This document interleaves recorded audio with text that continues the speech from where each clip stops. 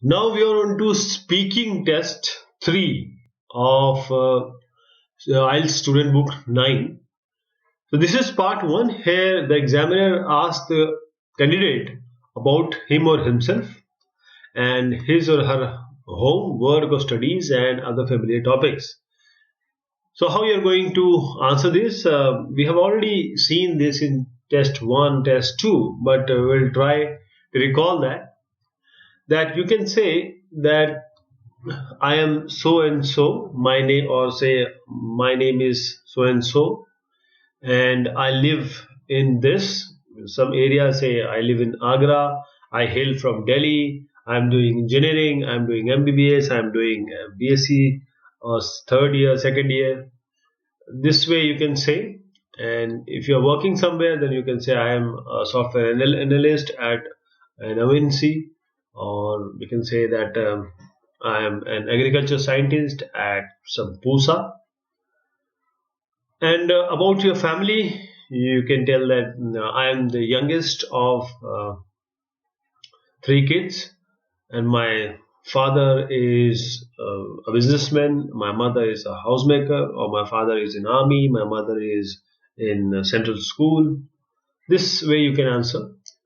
Then final thing, what you can say is that my hobby includes listening to music and playing cricket, right?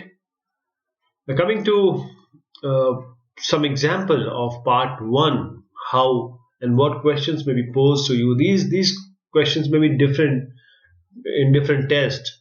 So first is, how often do you make telephone calls? Why and why not? So there are two people, because this question, sometimes some questions have 90% people they answer in yes and 10% may answer in no, because for every topic there is a debate, and people talk in favor and they talk in um, against.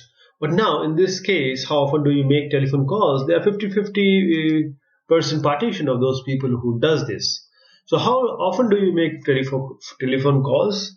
For those who are of younger age, right? They can answer that yes, I call every 30 minutes, or I may call every 30 minutes. A female can say, a lady can say that in the evening, generally I call my parents, my brother, and my uncle and auntie, because every day, because I'm away from home every day, I talk to them, know about their well-being. They ask about me, how was my work, what I ate, and about the people who are working. They can say that mostly my calls, I often call in 1 hour, and I receive call again in 1 hour. This is the frequency of call I make, or the call which I receive. Then the second would be, who do you spend most time talking to on the telephone? uh, Again the same answer, that for young people, they may say, I usually talk to my friends regarding our assignment, regarding our school, and the job which is given to us. Or you can say that I generally talk to my parents, my brother, sister. And the ladies also can say the previous answer which I gave for how often do you make telephone calls will be valid here also. But who do you speak most of the time to a telephone? Women can say I talk to my boyfriend, or I talk to my fiance, or I talk to my husband. This is what they can answer.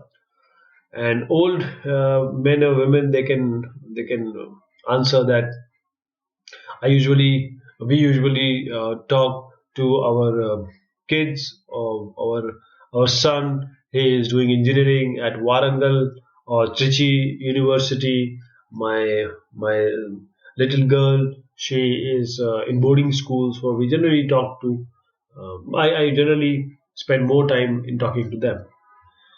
So when do you think you will next make a telephone call? Why? Then the tricky answer would be, and the good answer will be, uh, after this examination, I'm surely going to call my parents, or say you can say my girlfriend or my fiance or my wife, to explain them, to tell them how efficiently you took this exam and how I performed in the exam and what I'm expecting. So this would be my next telephone call to my house and to my people. Then coming to the fourth one, do you sometimes prefer to send a text message instead of telephoning? Why or why not? In this, because people are generally using Line and WhatsApp, and text messages are now on data rather than on telephone service. You can just mold your answer saying that, sir, I usually prefer to answer via text, or sometimes prefer to talk with using text messaging applications or app like WhatsApp and Line, because they're quite easy. They are, you don't have to um, speak. You can explain via emojis, and sometimes you want to send the same message to many people. For that, calling them would not be a great idea. Only certain people whom you are close with, you can call them and take their blessings, and wish them on a certain occasion or festival. But reaching to many, to number of people, the best idea is to use this messaging service. So this can be the answer. Then part two is describe a journey, example by car, plane, or boat that you remember well. So you should say where you went, how you travel, why you went on the journey, and explain why you remember this journey well. And then you will have to, you have around 1 to 2 minutes to prepare for the topic, and you have around 1 to 2 minutes you would need to speak it. So you can also make notes for this. So what you can, there are plenty examples which you would remember, but the best would be the recent one so that you remember it well. By car, plane, or boat, you have to use car, plane, or boat. That means you cannot use rail. Mostly in this subcontinent or Indian people, they use rail more than plane, boat, or car. But still, you can choose them. So let me give you an example. I I went to, say, Asan Barrage in a car, and we traveled there for break of our kids. They have 2 days holiday, so we combined it with Saturday and Sundays, and we went on a family holiday. And the place is very nice. We had a very pleasant journey. It's around 50 to 60 kilometer from Dehradun, and we stayed there. The area was very calm, and scenic beauty was excellent. Food was there also very good, and we stayed in huts, and these huts were just like a place away, or a home away from our place, or home away from home. And nearby areas we had this river flowing, and generally what we did in 2 days, we made our own food in the afternoon. We went and by the car to the nearby areas, and we enjoyed with the family. And I believe in that, how far or the distance you cover with your family, the distance with your emotion to your family emotion, they reduce. This is my journey details. So this is just an example which I showed. You can just add up things and try to speak on the content which you know. Then part three is discussion topics, reasons for daily travel. For example, you have certain question. Why do people need to travel every day? For this, you can answer. People generally travel due to various reasons. First is of their job. If a person living in Ghaziabad, he works in Delhi, or a person who is living, staying in Gurgaon, he works in Delhi. So he need to travel around 50, 60 kilometers every day to and fro. This is the basic reason why people travel for work or business purposes. But nowadays people have started traveling a lot. So now people travel for fun because various conveyances are available. Then coming to the second one, what problems can people have when they are on their daily journey, for example, to work or school? Why is this? In this, the obvious, because where we live, the obvious answer would be the basic problem of while we are taking daily journey is first finding uh, a government conveyance, means a public or state run public conveyance, because at the time we start for our job or for sending our kids to school, at that time that is the peak hour for people, because every time the time 9 o'clock or 10 o'clock, this is the office time, and while coming back say 4 or 5 in the evening, then again we generally find that the state run, you know taxis, or you can say bus or train, they are jam packed. So this is the first problem we face. The other is traffic. If we take public bus, or say we take our car also, but still the traffic is so much, we for just for 10 to 20 kilometers, we it takes 1.5 and 2 hours to reach our house. Then some people say that daily journeys like this will not be so common in the future. Do you agree or disagree? Uh, somehow I agree. In my opinion, daily journeys would not be so common, because mostly people have started working on internet, or they have a facility to work at their home.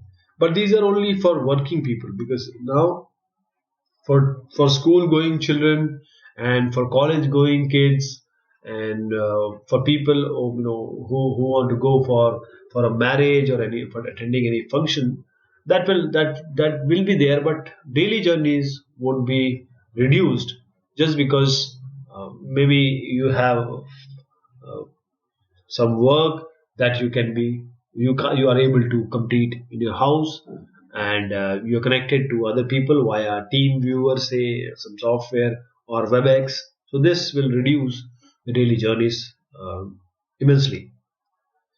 Then benefits of international travel, for example, there are certain question, what do you think people can learn from traveling to other countries? Why? The first and foremost thing in traveling to other countries is that you find and you see and you are exposed to new culture, new people, their language, their food habits, and also how, if you're going from a developed country to underdeveloped or developing country, then you find the where the real issue lies, what how people live, how people earn their bread. And if you're moving from a developing country to developed country, then you reach there and you try to understand and you learn how people have made themselves live a quality life. Then, can travel make a positive difference in the economy of a country? How? Yes, this I totally agree that travel can really make a positive difference to the economy of a country. For example, take island countries, take countries which have no production or economy source. Just for example, Thailand, the country has opened its arm to the tourist, and Thailand has its economy grown or emancipated, just because thousands and crores of tourists reach and enjoy the lush green scenic beauty, and various other options which are available at this country. You can take some other example also, because in In Port, I was talking about island like Port Blair in India, which is capital of Andaman Nicobar Islands, that the island has nothing. But because tourists are going there, government has made special arrangement, and people go there. People spend their money, and once they spend their money, the economy or the livelihood of those who are busy in this tourist activities, their life are good, and that is why they stay there. Then, do you think the society can benefit if its members have experience of traveling to other countries? In what ways do you think society can benefit if the members have experience of traveling to other countries? In what ways? Definitely, if members of society have visited various countries or various places, they're aware of the globe or global issues, or we can say global thoughts on various topics, issues like petty issues, how to manage garbage or how to clean your vicinity, and moreover, like they can talk about some terrorism stuff or global issues, means some global warming stuff. They can talk. So this is the benefit of those members who have already visited to various countries. So hope this was just a sort of example or extemporary answers which I produced, but you can just polish it, try to be specific, and try to be my idea or my intention always is that my advice would be that always try to take such examples which has actually happened to you, so that because once it has happened to you, it is personal to you, you can speak. Only language is required because other stuffs you have already gone through. So thank you so much. Take care.